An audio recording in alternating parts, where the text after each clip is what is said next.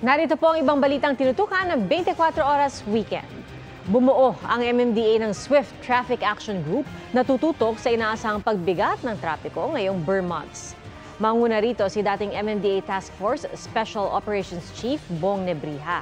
Anya, 44 na agents ang itatalaga sa pagpapatupad ng No Contact Apprehension Program o NCAP laban sa mga iligal na nakaparadang sasakyan sa mga mabuhay lane at mga alternatibong ruta.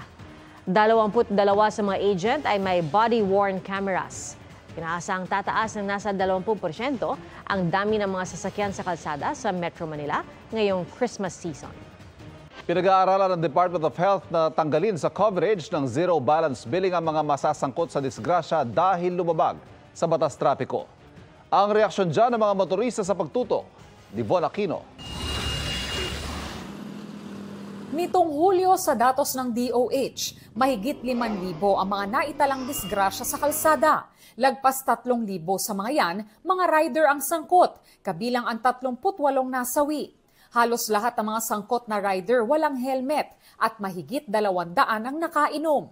Noong 2023 naman daw, di bababa sa 13,000 na disgrasya sa daan ang nasawi o 35 tao kada araw.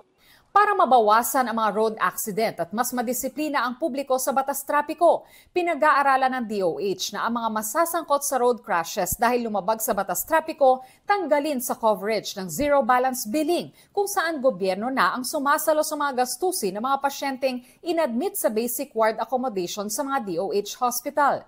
Paglilinaw ng DOH.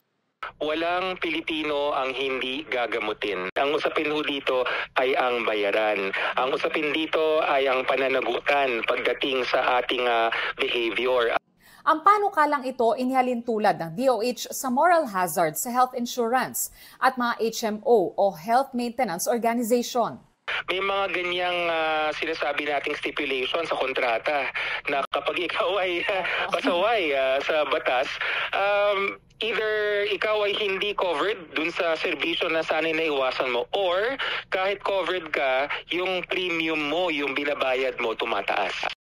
Para sa DOH, mas marami raw ang matutulungan ng zero balance billing kung exempted ang mga pasaway sa batas trapiko, lalo 26.4 billion pesos na ang nailaan para rito. 26.4 billion pesos, ano kaya yung mga sakit or yung mga kondisyon na kumain nung gano'n na kalaki? Kung mababawasan natin ang kumakain dahil sa hindi nag-seatbelt, hindi nag-helmet, uminom o kaya nagte-text habang nagmamaneho, mas magagamit natin yung pondo. Pero ayon sa Automobile Association of the Philippines, hindi ito makakabawas sa mga lumalabag sa batas trapiko. Tingin nila mas mababawasan ang mga lumalabag sa batas trapiko kung tataasan ang multa sa mga paglabag. Halimbawa, ang pagka no parking 10,000. So tingin mo, naman. Kikinabutan ka dun kasi kalahati ng sweldo mo sa loob ng isang buwan, ordinary manggagawan, mapupunta rin sa penalty. Tinanong din namin tungkol sa mungkahi ang ilang motorista. Dapat bigyan yun kasi mga naglumalabag sa batas hindi sila sumusunod, kaya sila nadidisgrasya. Kung gagawin nyo yung rules na gano'n with regards doon sa aming benefits sa PhilHealth, parang dinedeprive nyo kami sa aming karapatan. Para sa GMA Integrated News, Von Aquino, nakatutok, 24 Oras. Ispasan natin ang iba pang balitang aming tinutukan. Epektibo na ngayong araw ang pagtaas ng terminal fee sa NAIA. Ang dating 550 pesos na singil kung sasakay sa international flights, 950 pesos na. 390 pesos naman sa domestic flights mula sa dating 200 pesos. Ilulunsad na sa September 20 ang student beep card. Sa tulong nito, magiging kalahati na ang pamasahe nila sa LRT at MRT. Ay sa DOTR, nag-recalibrate muna sila ng sistema para walang problema sa pag-apply ng beep cards ng mga estudyante. Inanunsyo naman ng Bureau of Customs ang paglunsad ng Balikbayan Action Center. Layo nitong protektahan ang mga padalang balikbayan box ng mga OFW.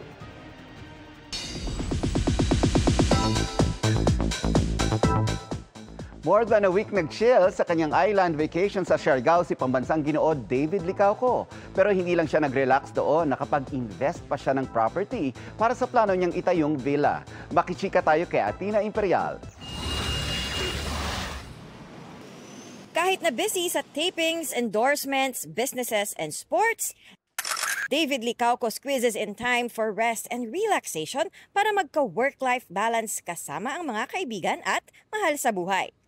Minsan kasi like you always want more, pero minsan nakakalimutan natin maging grateful kung ano na yung meron tayo. Diba? So, yun yung ginagawa ko ngayon, try to take a step back kasi ako yung type ng person na gusto ko pa. Ipinayo nga raw mismo ng parents ni David sa kanya na mag-take a break. Recently, nagbakasyon siya for more than a week.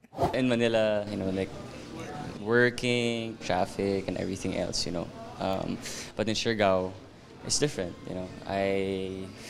It felt to me na I was close to humanity, to nature. Isa sa mga kasama niya ang sparkle artist at kaibigang si Jay Ortega na na-enjoy rin ang island life. The vibe na parang ang sobrang kalma. Yung mga tao sobrang simple, sobrang simple ng buhay. Bukod sa work break, David shared na nag-invest siya ng property sa Siargao. Next year, yung project ko is magkaroon ng villa doon. Yeah. Resort, parang ganun, resort. Ang PBB Celebrity Collab housemate at friend ni David na si Dustin Yu, na isa ring businessman, suportado ang kanyang bagong venture. Nasa planning stage pa lang siya. Kinikwento niya na yan sa akin. Sobrang na-excite siya. Ang dami na rin yung mga businesses na successful. And of course, this one naman, real estate. So for me, win-win rin yan. Gaya ni David, binabalanse rin ni Dustin ang oras sa showbiz at negosyo. May nugol nga raw si Dustin sa kanyang fusion resto. As of now, inaay ko mag-expand but na-hold kasi nga super busy. And then of course, I'll find time para magawa yun. Busy rin siya sa shooting ng horror film na ipalalabas sa December. Taping na kami ng Shake, Rattle and Roll na ipapalabas nga sa MMFF. So, patapos na yung taping namin pero mas pinupulido lang namin yung mga action scenes, mga stunts. Athena Imperial updated sa Showbiz Happenings.